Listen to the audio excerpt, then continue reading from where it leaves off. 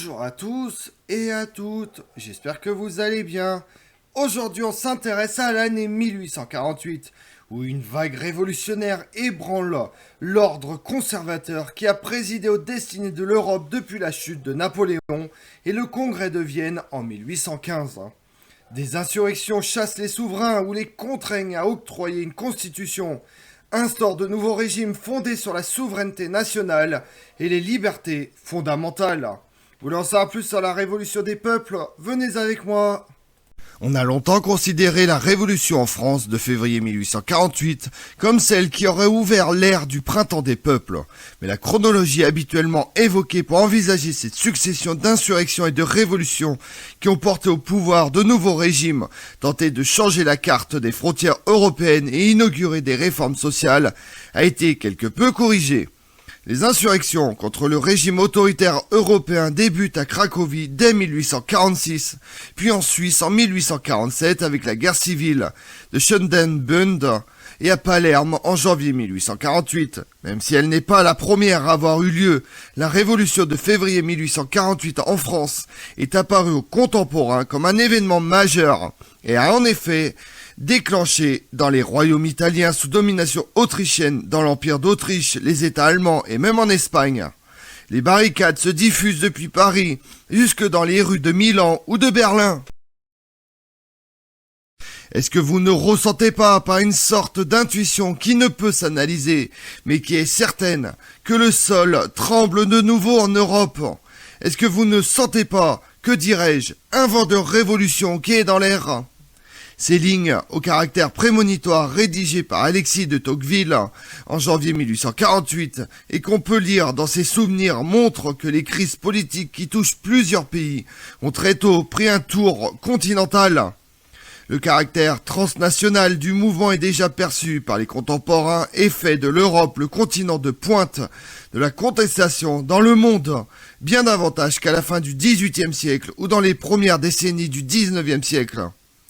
Cependant, le sentiment européen demeure toujours limité et le rêve d'unité continentale, sans être totalement absent, est marginal, contrairement au mouvement bolivarien qui agite l'Amérique latine quelques décennies plus tôt. L'année 1848 est un moment d'affirmation de la nation, comme le sont par la suite les lendemains de la Grande Guerre dans les années 1919-1923, ou plus près de nous, la séquence qui suit la chute du mur de Berlin en novembre 1889.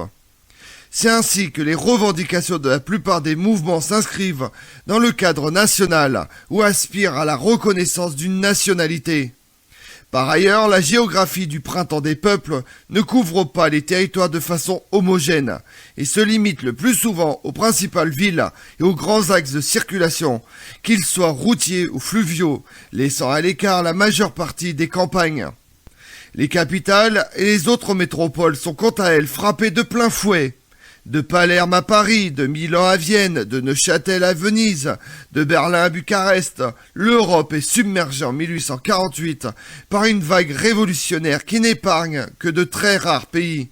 La vieille Europe, celle des princes, des principautés et des empires, est largement remplacée par la jeune Europe, celle des libéraux, des démocrates et des patriotes, pour qu'existe une Italie libre, une Allemagne unifiée, une Pologne indépendante, une Grèce ressuscitée. Le printemps des peuples est une conséquence directe du Congrès de Vienne et de la compression par la quadruple alliance et la sainte alliance des aspirations nationales et libérales qui se sont fait jour pendant la Révolution et l'Empire. En 1830, on voit les premières remises en cause de 1815 avec la proclamation de la souveraineté nationale par le nouveau roi citoyen Louis-Philippe en France. L'indépendance de la Grèce aux dépens de l'Empire ottoman, de la Belgique en se séparant des Pays-Bas, le soulèvement de la Pologne contre l'occupant russe et d'une partie de l'Italie contre ses princes. L'essor démographique et la crise économique et sociale ont éclaté quelques mois plus tôt dans la plus grande partie de l'Europe, et qui est d'autant plus grave qu'elle est pour la première fois agricole, industrielle et commerciale. En un demi-siècle, la population européenne a augmenté de 25 à 45% d'habitants selon les pays pour un total de près de 80 millions de personnes. Elle a rajeuni et gonflé les villes de manière inédite.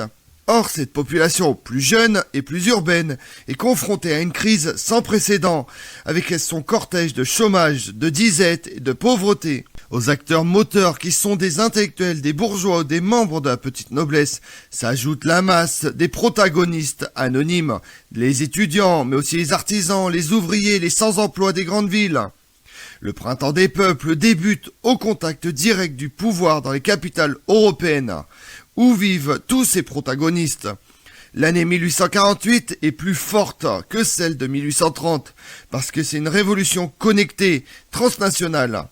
En effet, les exilés politiques sont alors légion, et la circulation des révolutionnaires et de leurs idées provoque une contagion de l'exemple, avec une presse plus forte et plus diffusée, et des réseaux plus étendus qu'ils ne l'étaient 18 ans plus tôt. Ces transferts, en tous sens, créent un véritable espace public européen.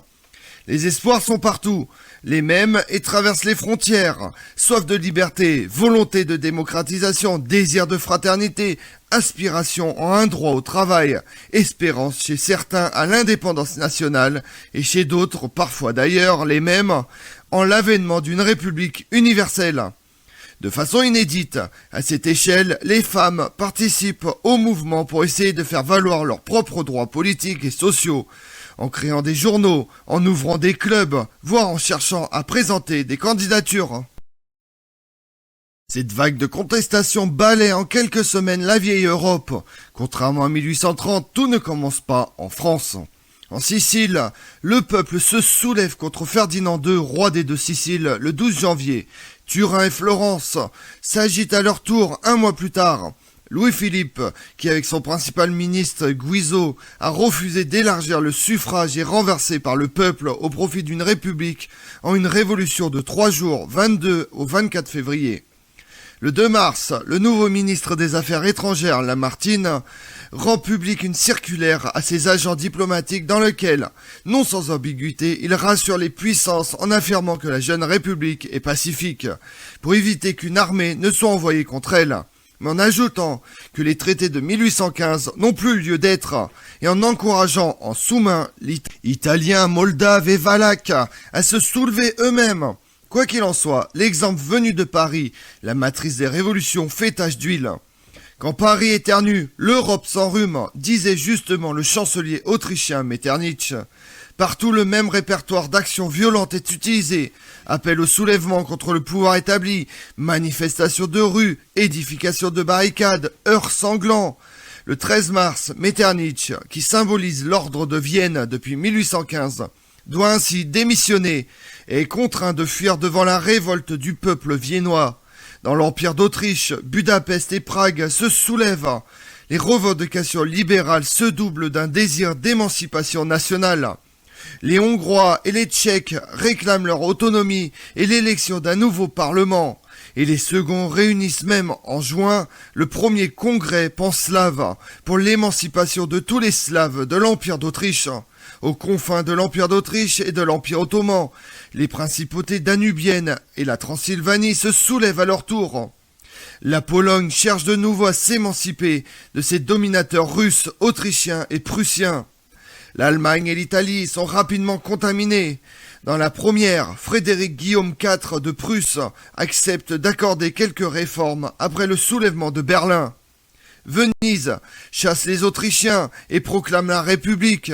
Après l'assassinat du principal ministre pontifical, Pellegrino Rossi, et la fuite de Pie IX, une République est également proclamée dans la ville éternelle. Le Royaume-Uni, la Belgique, l'Espagne et la Norvège connaissent quelques mouvements d'agitation et les soutiens aux insurgés des autres pays, mais qui n'aboutissent pas. Seule la Russie et le Portugal restent totalement à l'écart du mouvement, même si les émigrés russes ne sont pas les moins actifs. Notons également que l'ordre de choc dépasse le cadre européen. Par le biais des empires coloniaux, les décisions prises en un pays suscitent des espoirs ailleurs. Ainsi, les décrets des 4 mars et 27 avril 1848 qui abolissent l'esclavage dans les colonies françaises ont des répercussions à Cuba et à Porto Rico, colonies espagnoles. Après la phase insurrectionnelle, les vainqueurs du printemps sont partout confrontés aux mêmes défis. Ils doivent bâtir de nouveaux régimes, mettre un terme à la crise et rétablir l'union entre les classes et entre les peuples. Dans les capitales, l'effervescence révolutionnaire ne s'éteint pas. Avec la liberté, fleurissent journaux et clubs, acteurs d'une véritable démocratisation de la vie politique. Les nouveaux pouvoirs proclament les libertés fondamentales, de presse, de réunion, de culte, et entament un processus constitutionnel. En France, le gouvernement provisoire républicain proclame le 5 mars le suffrage universel masculin, qui s'applique pour la première fois en avril lors de l'élection d'une assemblée constituante. Les structures sociales sont modifiées, l'esclavage est aboli par la République française et le servage disparaît de l'Empire autrichien avec l'avènement d'un nouvel empereur, François-Joseph de Habsbourg. Cependant, les tensions politiques demeurent et la lutte contre les crises s'avère complexe. Lorsqu'en juin, les républicains français suppriment les ateliers nationaux qu'ils avaient créés pour occuper les chômeurs, le peuple parisien se soulève et sa révolte est réprimée dans le sang. Ailleurs, le reflux a commencé dès le printemps. Il en est ainsi en Pologne avec l'écrasement du soulèvement par les Russes et les Prussiens. Tout comme les Russes, les Ottomans et les Autrichiens répriment les soulèvements des principautés danubiennes et de la Transylvanie. En France, Louis-Napoléon Bonaparte, neveu de Napoléon Ier, est élu président de la République le 10 décembre et entend faire respecter l'ordre. Pour y parvenir, il peut s'appuyer sur un premier temps sur une assemblée législative élue en mai 1849 et à une forte majorité monarchiste. L'Allemagne, la Hongrie, l'Italie sont remises au pas et les projets d'indépendance et d'unification qui ont vu jour avortent. Alors que le Parlement de Francfort réunit des représentants venus de toutes les principautés allemandes, lui propose la couronne d'une petite Allemagne où l'Autriche ne serait pas présente. Frédéric Guillaume IV de Prusse refuse, car selon lui, celle-ci serait déshonorée par l'odeur de charogne que lui donne la révolution de 1848. De son côté, le roi de Piémont, Charles Albert, qui s'est lancé dans une croisade pour unifier l'Italie sous son égide, est écrasé par les Autrichiens à Custozza dès le 27 juillet 1848, puis de nouveau à Novare le 23 mars 1849, et se trouve contraint d'abdiquer en faveur de son fils Victor Emmanuel II, qui évite de peu le dépeçage de son royaume par les vainqueurs. En août de cette même année, l'armée impériale achève la reconquête de la Hongrie avec l'aide de la Russie, obtient la capitulation de Venise et occupe les duchés italiens. À Rome, l'intervention militaire de la France de Louis-Napoléon Bonaparte et de la majorité monarchiste de l'Assemblée met fin à la République romaine et restaure le pape Pie IX sur son trône. Les grandes figures du printemps des peuples prennent le chemin de l'exil. À l'été 1849, les anciens monarques et les conservateurs qui ont pu généralement s'appuyer sur la solidarité de la Sainte Alliance, sur le loyalisme de l'armée et sur les masses rurales ont repris quasiment partout ce qu'ils avaient perdu. Il ne reste plus que quelques traces du printemps des peuples, comme en Suisse où les radicaux ont réussi à imposer une constitution fédérale. Et pendant ce temps-là, dans le monde, le 2 mars 1848, le duc d'Aumale, qui envisage la pacification totale de la Calabrie, doit s'embarquer pour l'Angleterre à la suite de la révolution de 1848. Il rejoint la famille royale en exil jusqu'en 1851. 7 gouverneurs se succèdent à Alger. Le 11 mai, l'explorateur allemand Johannes Rembrandt est le premier Européen à voir le mont Kilimandjaro. Le 7 décembre 1848, Abbas Ier est reconnu par la Sublime Porte comme vice-roi d'Égypte. Fin de règne en 1854. Abbas Ier prend ses distances avec les puissances occidentales. Malgré des relations difficiles avec les Ottomans, il s'acquitte du tribut annuel de 30 millions de piastres réclamé par la Sublime Porte. Comme on l'a vu, le printemps des peuples de 1848 est une révolution à grande échelle, avec différents buts. La dimension européenne de l'événement est à la fois indéniable, mais doit se discuter dans sa forme comme dans son contenu, et les résultats sont mitigés et changeants selon les pays. Je vous remercie d'avoir suivi cette vidéo en ma compagnie. Si vous voulez connaître mes autres vidéos, retrouvez-moi sur ma chaîne YouTube Tout sur l'Histoire avec Damien, mais également sur les réseaux sociaux, Twitter et Instagram, Histoire Damien. Et pensez à liker, commenter et vous abonner. Je vous remercie à tous.